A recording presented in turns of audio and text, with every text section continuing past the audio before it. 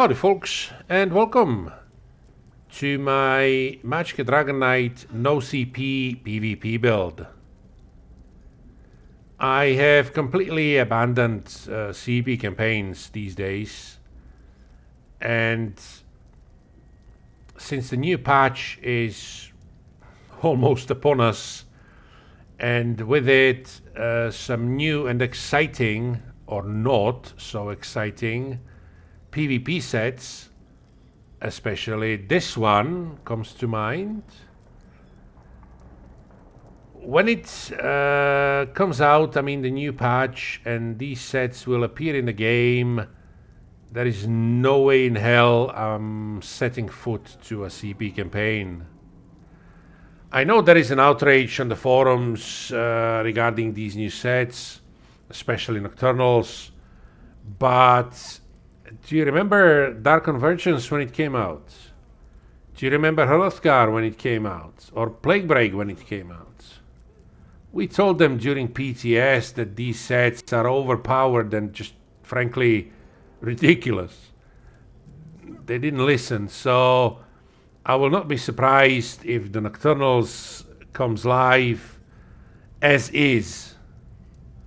So no, I'm not playing CP campaign because you get the new sets, and on top of that you get the good old lag, which makes your skills fire 5 seconds after you've activated them. So Ravenwatch it is for me. And this is the no CP Magicka Dragonknight build. So this is Breton Dragonknight. As you can see, I put 40 points into Magicka, 24 points into health, and this gives me 24 kind of thousand maximum Magicka, 29,000 maximum health, and 16k maximum stamina. The Magicka recovery is decent, almost 1900. Stamina recovery is decent as well, 810. Weapon damage is 4.2k, but that will go up significantly. Weapon crit and spell crit is 31%, and physical and spell penetration is 7.6k. Now, you may wonder, why am I talking about weapon damage when this is a Magicka Dragonknight? And I know that there is this hybrid playstyle in the game these days, and I used to think the same thing. Why do people talk about Magicka Dragonknights and weapon damage? But then I realized I was an idiot, because you have Mountain's Blessing passive. When you cast an Earthen Heart ability, you and your group gain minor brutality for 20 seconds, increasing your weapon and only weapon damage by 10%. Now, there is this, again, hybrid playstyle in the game, but Templars as well. The Purifying Light and the morphs, one of the morphs scales with spell damage, one of the morphs scales with weapon damage, and Templars also have the passive, forgot the name, that gives them and the group minor sorcery. Dragonites, on the other hand, have minor brutality.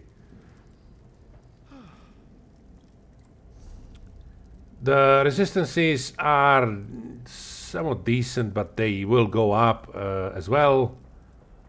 I'm using the Atronach Mundus Stone. I'm a stage 3 vampire, and I'm using Orzorga's Red Hrothgar. If you want a food that gives you the most health and most magic recovery, this is the food to go for. I will talk to my skills first, and this is an ability or skill setup that is somewhat different from people usually use, because a lot of people use this, Burning Embers. But if you want to go for like the burst, like as high burst as possible, you use Deep Breath. You activate this, then you activate the Flames of Oblivion twice. Then Engulfing Flames, then you stun someone and start whipping. Now, to empower the whip fully, you have to use any Ardent Flame ability or any 3 Ardent Flame abilities. So that's why you use Flames of Oblivion twice, then Engulfing Flames. This empowers the Molten Whip to its full power. And also Flames of Oblivion ticks normally every 5 seconds. But since you're using it twice in a row, it basically ticks every 2 seconds and then every 5 seconds. Deep Breath gives you tremendous burst, and so does Dawnbreaker of Smiting. You can go for Ferocious Leap, or you can go for Corrosive, especially if you're using 2 swords. But I opted for Dawnbreaker of Smiting because of the Slayer passive, which increases your weapon and spell damage by 3% for each fighter's skilled ability slotted. Banish the Wicked gives you 3 ultimates whenever you kill an enemy. And since, say, 99.9% of players in Cyrodiil are either vampires or werewolves, this deals additional 20% to those. On my back bar, I'm using Race Against Time. You can go for the Mist as well, but in my opinion, the Mist is for idiots. Yes, you get the 75% damage reduction, and yes, you get 30% speed, movement speed, but you cannot do anything else.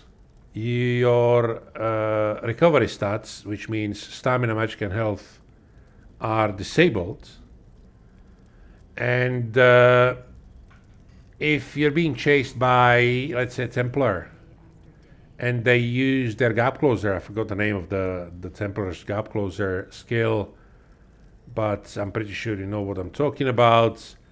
If they spam that, you will never run out or run away.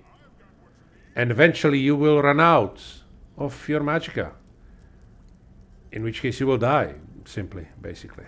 If they want to catch you, they will. With Race Against Time, you get snare removal, you get the same major expedition, but, well, Minor Force is like a cherry on top, but when you use this one, you can also sprint. And with the gear setup that I have, you can sprint really, really fast. You can heal yourself while you're sprinting away. So if you feel like you need to go for the Elusive Mist, go for it. I use Race Against Time. Coagulating Blood, your main burst heal. Degeneration deals decent damage over time, and it takes care of the Major Brutality and Sorcery, increasing your weapon and spell damage by 20%. So again, let's switch bars. 4.2k, unbuffed, but when you cast the Fossilize, you get Minor Brutality, and when you cast Degeneration, you get Major Brutality, so 30% on top of that. Volatile Armor, this is your main source of Major Resolve, increasing your physical and spell resistance by 6k. It deals some damage up front and some damage over time, so yeah, why not? Your main heal over time, rapid regeneration, and your main oh shit button. When you are outnumbered and you just know you're gonna die, you pop this, then race against time, sprint away while using coag and rapid regen, and you're good to go. You can use line of sight. This pretty much makes you unkillable for 5 seconds. Now, the gear that I'm using is something different. There are people that prefer this, people that prefer that. I used to use Rattle Cage on this build. I absolutely love Rattle Cage in Ravenwatch, in no CP campaign. It gives you 1.2k almost health. It gives you something around 430 weapon and spell damage. And on top of that, gives you major brutality and sorcery. So it's a kind of like set that you equip and just forget. It's there, you have it, it does its job. But for this particular build, as I mentioned, I used to use the Rattle Cage on this build, but then I switched to Innate Axiom. This gives you 120 in weapon and spell damage, 1k maximum Magicka, 1k maximum stamina, 657 critical chance, and it also adds 400 spell and weapon damage to your class abilities.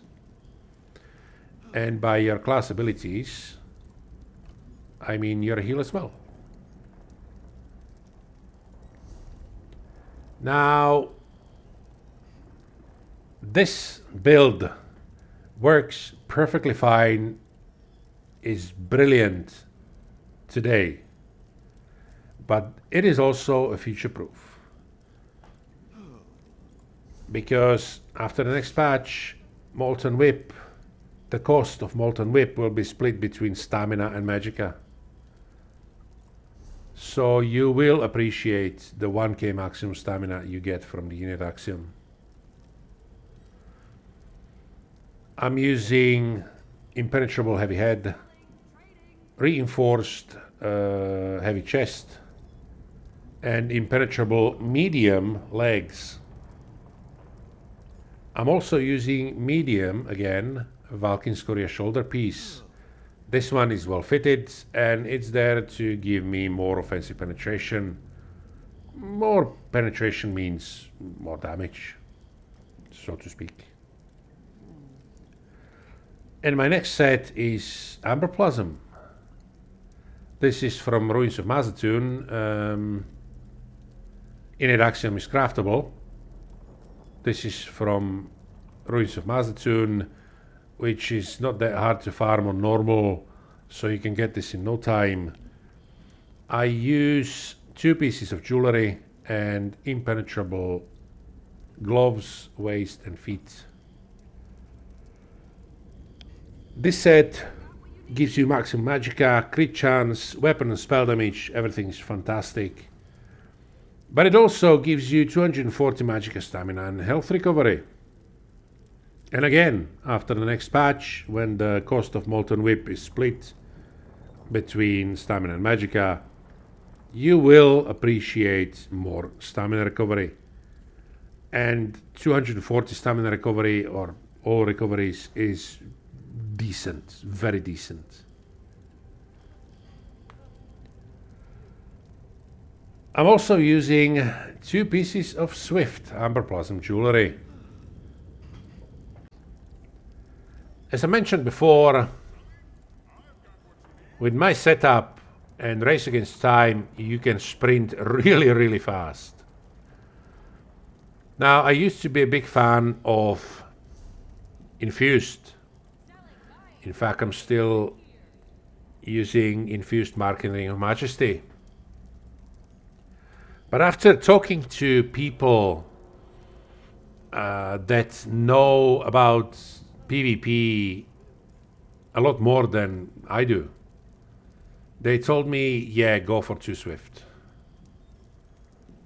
And so I did.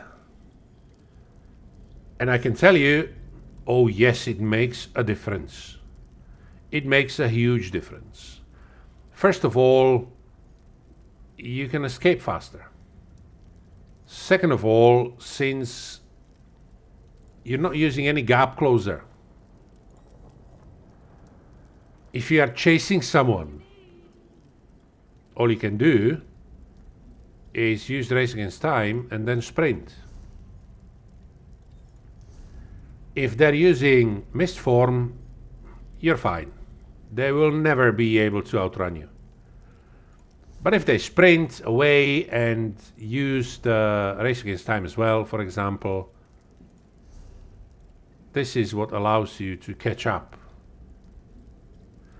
This also makes you move on the battlefield faster, which means you are harder to hit. So 2 pieces of Swift, absolutely brilliant.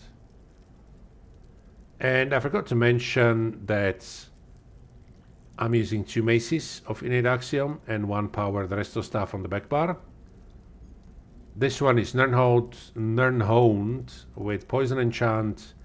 This one is charged with Absorb Stamina Enchant. And why Absorb Stamina and not Magicka? Because you get another source of stamina recovery, which is nice, even for the future. And also physical damage has a chance to proc the Sundered status effect, which is basically Mind a Breach, more penetration, more damage.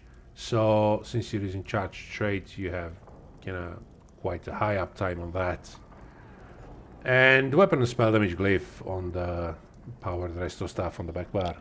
And as I mentioned, Innate Axiom boosts your coagulating blood as well.